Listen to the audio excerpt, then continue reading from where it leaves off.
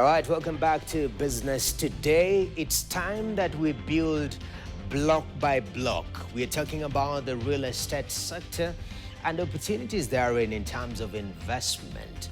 We have different layers when it comes to real estate. We're about to explore and which one is exploding in that regard. I'm joined by King Max Mbariro, who's the marketing director at Triple S Developers. Thank you very much for making time to speak to us on Business Today.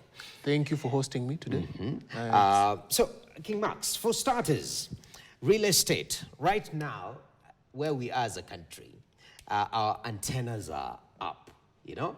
Anything touching on development, on humanity, we are there. And housing is a right of each and every individual. Now, from the government perspective, we see the push of affordable housing, and it seems to be what is dominating the public discourse right now. As a sector player in this game, help us understand, when you talk about real estate, how diverse is it? How is it categorized, real estate sector? Real estate is a broad niche by itself. So we have the industry as affordable housing, then we have affordable luxury. Affordable luxury is basically luxury that the common mwananchi can be able to afford. What you have houses with better finishings, salient features, better amenities, that is affordable luxury. Affordable housing, on the other hand, is basically a unit by itself. There's very limited amenities that you have, and the finishes as well are in scarcity. Yes. Okay. So those are the two different categories of housing that we have. All right. Yes. Definitely. And I know even when it comes to building, we build for different purposes. There is housing for housing people.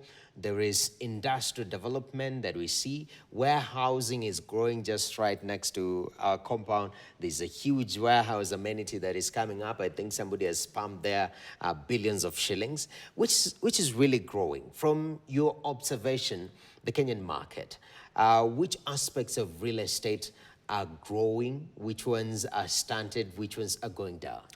The Kenyan real estate market, we've observed it in the last 10 years. There are two main categories, yeah? There is people who are buying real estate for personal use. Then we have people who are buying real estate for investment purposes. So those are the two main categories that we have. Okay. And we are seeing a more incline into the investment sector. The investment sector is whereby I want to buy a unit, but instead of me living in it, I want to convert it to either an Airbnb or I want it to be managed by an hotelier, something of that sort. Okay. Yes. Definitely. So we're leaning more towards making money. Exactly. Exactly. And this raises the question in terms of now return on investment comes in. If I put my money, will I be able to recoup that particular money? But that is controlled by a myriad of factors. Help us understand, what are the factors that impact on return on investment when you place your money in the real estate sector? So I usually tell my clients that there are several things that you need to consider before going to a developer or going to a real estate company and saying, hey, Mr. So-and-so, or hey, developer this and this, here's my money, give me a unit. Number one, you need to do due diligence.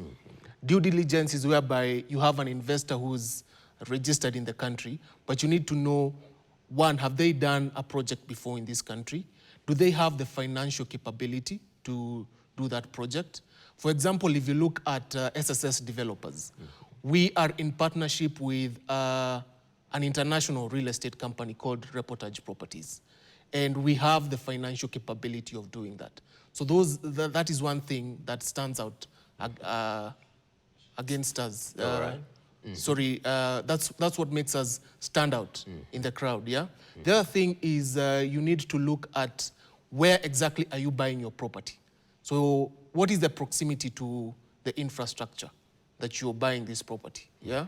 Is it something that is well located? Is it surrounded with good malls? How is the road network? So that is something else that you need to look at. All right. Yeah. Due diligence is very important so that you don't land yourself in trouble. You spoke about leaning towards investment real estate, where I can put my money and recoup, use it as a business. For this sector, how has it been growing? And looking at the macroeconomics of the country where we are right now, I know the central bank comes in strongly, the Monetary Policy Committee, and says, inflation is within the targeted range. But generally, there is sort of a general outcry in terms of the cost of living and people being more frugal. So this aspect of investment in real estate, is it recording a growth? And what might be leading to that growth amidst this environment, economic environment that we are in as a country? Definitely, the real estate sector is growing. So like if you take a look at places like Westlands, Kilimani, you find up every day there is mushrooming buildings coming up. You know, you always have people who are very negative saying the real estate bubble is going to burst. But one question I also have is, why do all these places keep mushrooming up if the real estate bubble is going to burst? Okay. Yes, it's because there's the demand for housing, and more especially there's the demand for affordable luxury. Yeah. And affordable luxury is whereby you are able to get a good return on investment. So what we've been able to see in the previous years is, and looking at it right now. For example, giving a good example with our projects. For example, DG West that is located at Sports Road, Westlands. It is a project that is going to give you a 21% return on investment. Yeah. Okay. And it is a project that is comprised of 200 apartment units, 100 residential, and 100 commercial. That is, you can use it for either Airbnb and that. So when you look at it from the market perspective, we believe that we are one of the few developers offering the highest in terms of return on investment. Okay. We have other developers who offer between 14% to 17%. Okay. But if you look at DG West, it's something that is quite remarkable by itself. I mean, you talk about 200 units. 200 units. What's the rate of offtake as we speak right now? So currently at DG West, we've been able to sell 80%. 80% of the whole building is gone. So we are looking at 20% of the remaining buildings. Okay. Yes. And you say 21% return on investment. Yes. Because off-taking has been quite a challenge, honestly. As much as maybe on individual capacity you might be doing well, when you observe the real estate, especially for residential, there seems to be a challenge right there. Commercial real estate also, we are seeing post-COVID, there's a level of stunting that we saw. I don't know whether it's recording a bounce back, but this aspect of 21% return on investment, is there an element of partnership with maybe the financial sector to ease an offtake of this particular project? Yes, if you look at us right now, we are offering, it's more of, we have a very flexible payment plan. So the payment plan is in form of 2.5 years payment plan with 0% interest. And how we are able to make sure that our clientele does not feel the pinch is we do not ask for all the investment upfront. So we have 15% deposit, 15% reservation of your unit. Yeah, so that's 30%. Then the other 80%, we have 50% spread across that 2.5 years.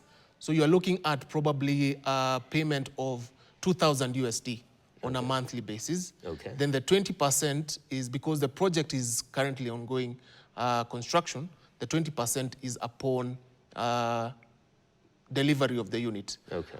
Once the project comes, is fully up, we plan on offering more payment solutions. Okay. So that is the option of the mortgage, you know, and other payment structures. Okay. Yes.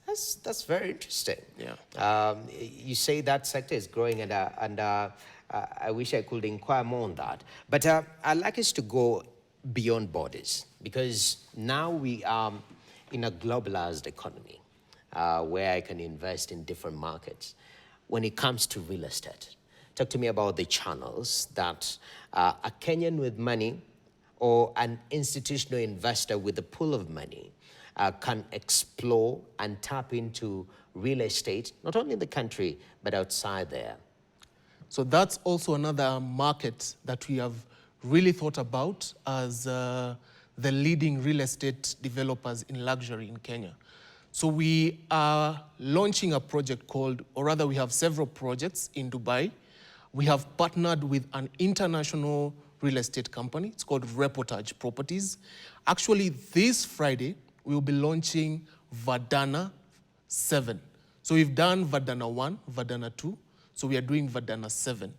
The project, especially for Kenyans who want to diversify their income, Kenyans who have already invested in the Kenyan market space and are looking at the international space, we are definitely the company for you. Okay. So Vadana 7 will be based in Dubai Investment Park. It is a project that consists of townhouses and residential apartments. Okay. Yes. What is the framework when you want to? Because I know when you have a pool of money, Yeah. or as an individual you have enough money to be able to put it into real estate in Dubai.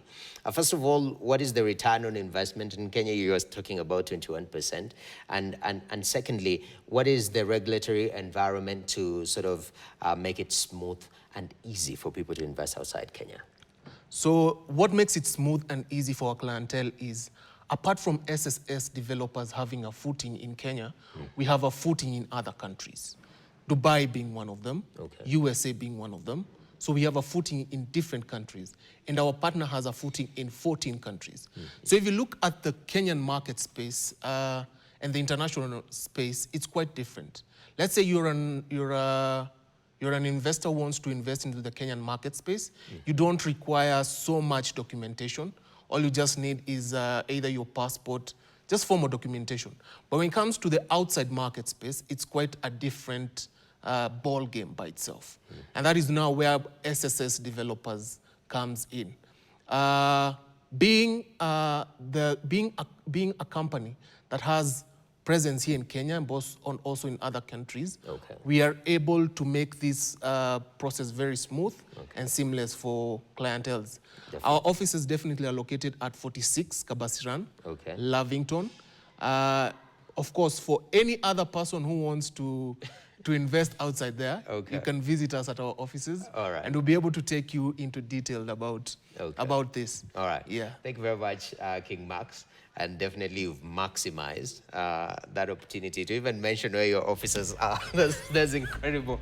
I like that determination. But that has been a good discussion. Thank you very much for making time to speak to us on matters real estate. Thank you as well for having me. All right, King Max Mbarire is the marketing director at Triple S Developer. And he says that you can put money here in Kenya, but also outside Kenya. And this is isn't by our companies expanding their horizons, going beyond borders and setting up in different markets to make it easy for also Kenyans to invest in different jurisdictions. That's where we put a full stop to Business Today. Thank you very much for being with us. I'm Noah Kipkemboy. Up next, you have MBO KTN. Stay tuned.